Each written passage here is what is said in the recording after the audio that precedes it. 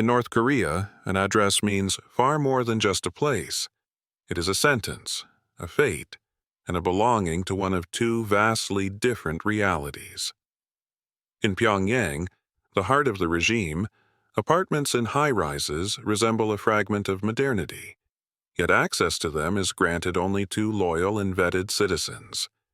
There, sometimes an elevator appears, smooth walls, or even a sink, but this privilege is reserved for the chosen, unattainable for millions of ordinary people. In the provinces, the world looks completely different. There, houses are clay huts with tin roofs, without heating, without toilets, and often without even a single light bulb.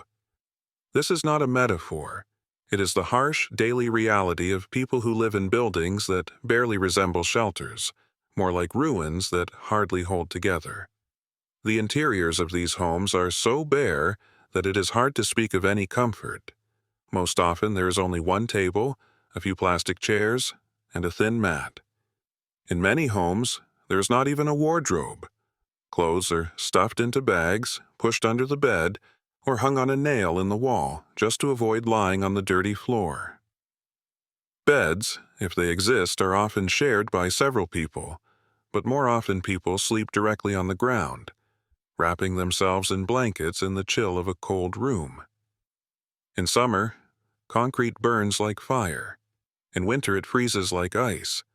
That is why many residents sleep in jackets, gloves, and several pairs of socks, so as not to lose their fingers. Electrical installations supposedly exist, but they are only a facade. Electricity appears for an hour or two, most often at night, when no one can use it. Sometimes it lasts only a few minutes, enough to charge a phone but too short to run a heater or boil water. In homes, there is no light, no ventilation, no warmth.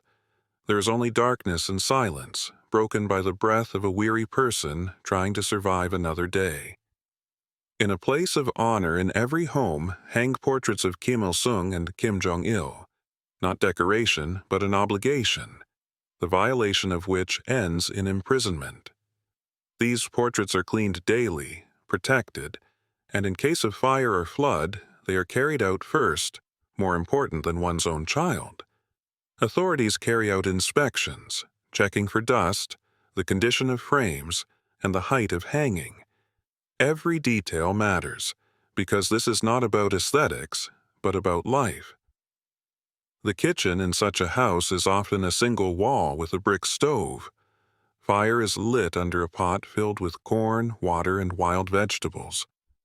Cooking takes a long time because fuel is scarce and the wood is wet, gathered from ditches, garbage dumps, or stolen at night from nearby fences.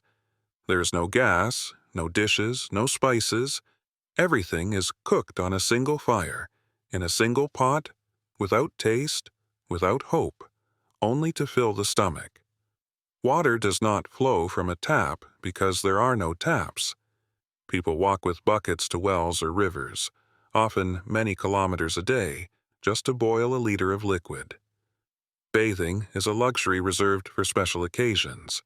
In a basin, with cold water, in a corner of the kitchen or beside the stove, when a fire happens to be burning.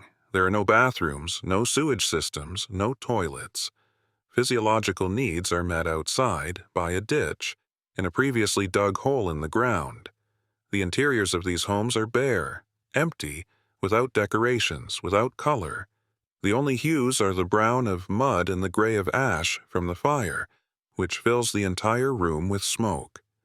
The walls are often drafty, with holes stuffed with newspapers or scraps of fabric that resemble trash, more than insulation against the cold. In many North Korean homes, especially those far from the capital, there stands a television that does not work, yet no one dares to throw it away or ask why it is there. This dead box is meant to pretend to be a symbol of progress and civilization, even though no signal flows inside, and its wires collect dust and cobwebs. If electricity appears and the television comes alive for a moment, one can watch only one channel, filled with propaganda speeches, praises of the leader, and hatred toward the enemies of the system. Children who grow up in front of such a screen do not know fairy tales, movies, or news from the world. They know only one face, the one that commands them to love and fear at the same time.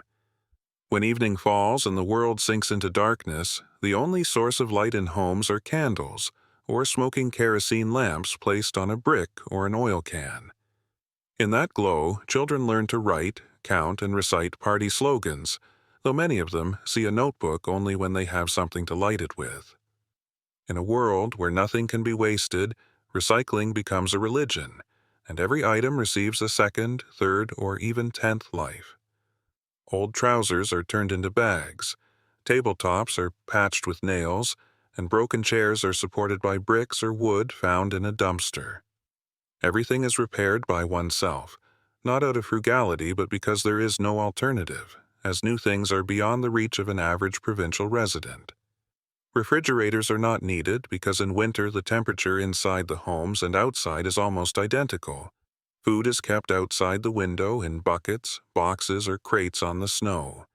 In many cases there is nothing even to store, because a meal consists of rice, corn, and fermented greens, which do not spoil too quickly. A refrigerator is a luxury that exists only in the homes of the elite, or as a relic of the past that no one plugs in, because electricity does not work anyway. An entire family lives in one room. Grandparents, parents, children, sometimes an aunt or a cousin, all cramped into a few square meters without any privacy. Inspections in homes can take place at any time of day or night, without warning, without reason, only because someone reported suspicion. The authorities search shelves, look under mattresses, check for books or radios from abroad, and sometimes simply want to remind who rules here. One mistake is enough.